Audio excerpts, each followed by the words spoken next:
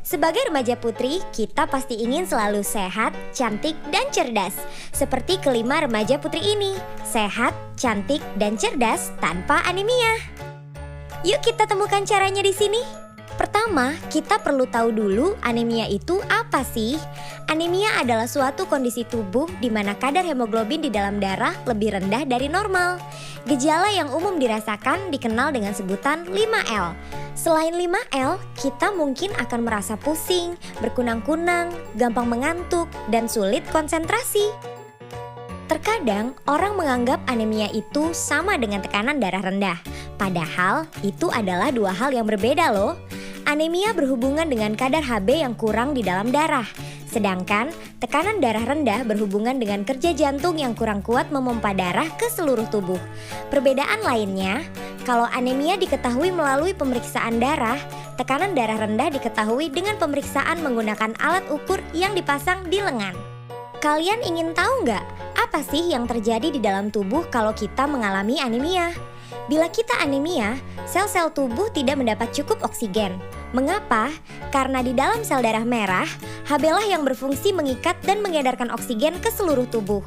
Jadi, bila kadar Hb kurang, jumlah oksigen yang dibawa sel darah merah ke seluruh tubuh juga tidak cukup. Makanya, badan terasa lemah dan sulit konsentrasi. Sebaliknya, bila kita tidak anemia, sel tubuh kita mendapat cukup oksigen karena sel darah merah kita mengandung Hb yang cukup. Kalian mungkin bertanya lagi, kenapa ya kita harus peduli tentang anemia?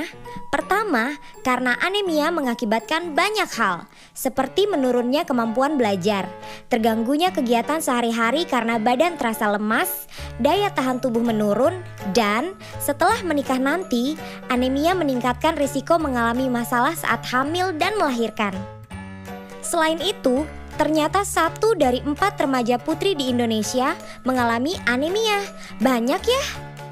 Anemia disebabkan oleh 3 faktor. Pertama, kurangnya asupan terutama protein, asam folat, vitamin B12, dan zat besi. Kedua, pendarahan misalnya menstruasi dan kecacingan.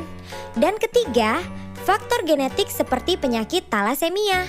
Di Indonesia dan juga di banyak negara lainnya, penyebab utama anemia adalah kurangnya asupan zat besi. Menurut kalian, apakah remaja putri berisiko tinggi mengalami anemia?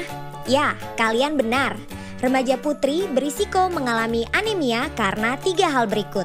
Pertama, kebutuhan zat besi yang tinggi karena pertumbuhan dan perkembangan yang cepat di masa pubertas. Kedua, kehilangan zat besi akibat pendarahan saat menstruasi. Ketiga, kebiasaan makan yang kurang baik yaitu asupan zat besi yang kurang terutama dari pangan hewani. Kalian tahu nggak? Saat kita sudah merasakan gejala anemia, itu artinya anemia yang kita alami sudah parah. Kekurangan zat besi di tahap awal seringkali tidak menimbulkan gejala yang bisa kita rasakan. Padahal fungsi tubuh sudah terganggu. Jadi jangan tunggu sampai muncul gejala ya. Mencegah anemia. Caranya gimana?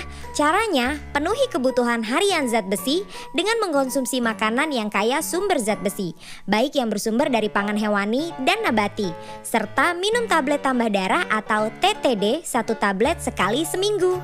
Selain itu, konsumsi buah kaya vitamin C akan membantu meningkatkan penyerapan zat besi.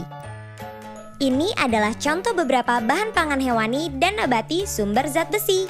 Selain kandungan zat besinya yang secara umum lebih tinggi, zat besi dari pangan hewani diserap tubuh dengan lebih baik dibandingkan dari pangan nabati. Sayangnya, beberapa remaja putri tidak mau makan pangan hewani terutama daging karena takut gemuk. Benar nggak ya makan daging itu bikin gemuk? Jawabannya adalah tidak. Bila dikonsumsi tidak berlebihan. Agar tidak mengalami kegemukan, jagalah asupan kalori agar tidak berlebih dan lakukan aktivitas fisik untuk membakar kalori. Selain mengkonsumsi makanan kaya zat besi, konsumsi TTD sangat membantu memenuhi kebutuhan zat besi harian. Bagaimana cara minum TTD? TTD diminum 1 tablet sekali seminggu di hari yang sama. TTD diminum setelah makan dengan air jeruk atau air putih. Jangan minum TTD dengan teh, susu, atau kopi, karena dapat mengurangi penyerapan zat besi yang ada di TTD. Dan setelah minum TTD, makanlah buah yang mengandung vitamin C untuk meningkatkan penyerapan zat besi. Ada yang bilang minum TTD menyebabkan mual, benar nggak ya? Benar, tapi hanya pada sebagian orang. Untuk mengurangi kemungkinan mual, minumlah TTD setelah makan. Jadi perut tidak dalam keadaan kosong. Selain itu, tubuh kita akan menyesuaikan, sehingga perlahan-lahan kita tidak mengalami mual lagi setelah minum TTD. Minum TTD juga menyebabkan tinja berwarna agak kehitaman, tapi jangan khawatir ya, semua itu tidak membahayakan kesehatan.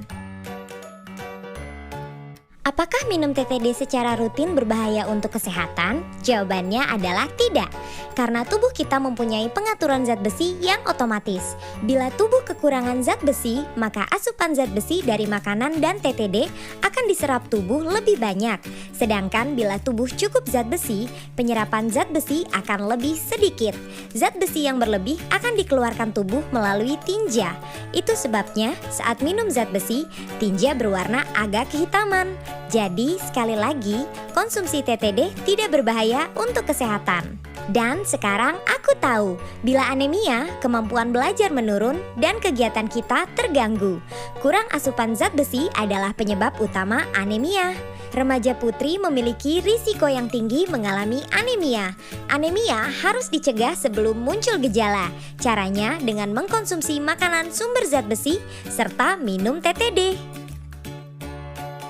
Jadi tunggu apa lagi? Yuk bersama kita cegah anemia. Dengan dukungan guru, keluarga, serta petugas kesehatan, kita semua pasti bisa menjadi sehat, cantik, dan cerdas tanpa anemia.